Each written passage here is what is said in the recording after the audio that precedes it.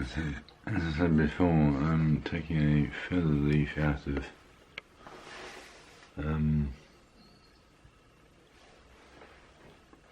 the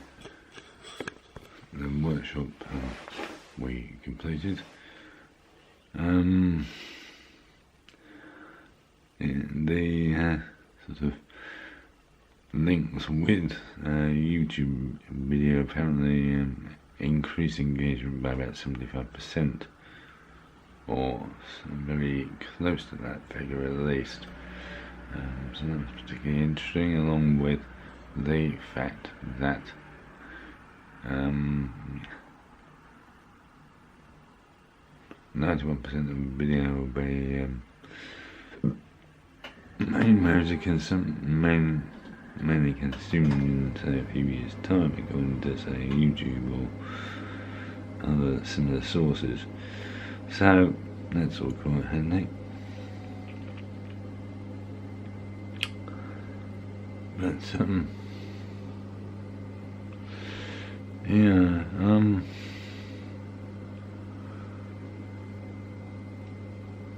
it's a bit like I think the one major factor is it certainly makes distribution of trailers a bit more interesting, trying to something get 2 or 3 minutes of trailer under an audience's attention anyway. So that's a useful factor in all this. But having said that,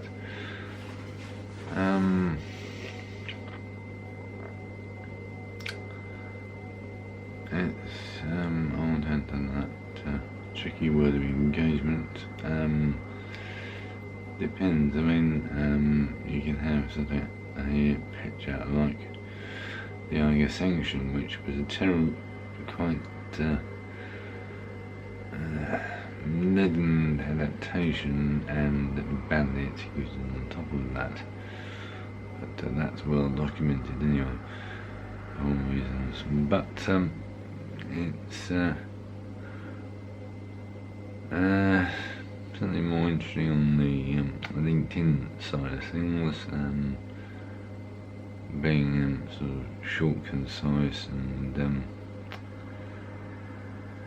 the factors of the pre-planning and or similar, versus getting endorsements and recommendations, which I've been busy sort of investigating. But otherwise, yeah,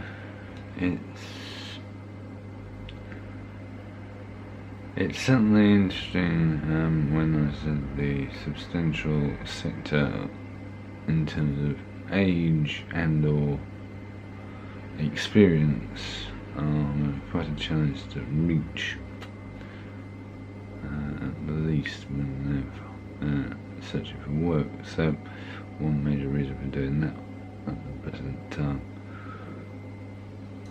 But it was just rather interesting as well that if you have a post with visual elements, say a piece of tape or even a photograph, you get higher levels of engagement by about, I think it was 100 to 150% apparently, something like that. And on top of things like keywords, which can be quite tricky, I think, because cinematography is not an easy word to describe, never mind just look it up in the dictionary. It's a very multifaceted job, which requires usually a whole unit of at least 10 or more people each. Going back to the classical days of certainly the late 70s and earlier. But it's just another factor in SEO capability. which I seem to be doing quite well on at the moment. But as I said, it's wanting to spread out. And we've done talks on sound diversity, GDPR, and it's the General Data Protection Regulation, and next one happens to be funding new products or R&D kind of tax credit stuff. So diverse range of topics on that side, which seem to sometimes affect things and sometimes not, on the practical grounds anyway. But as for where it all goes in terms of spread out, I suppose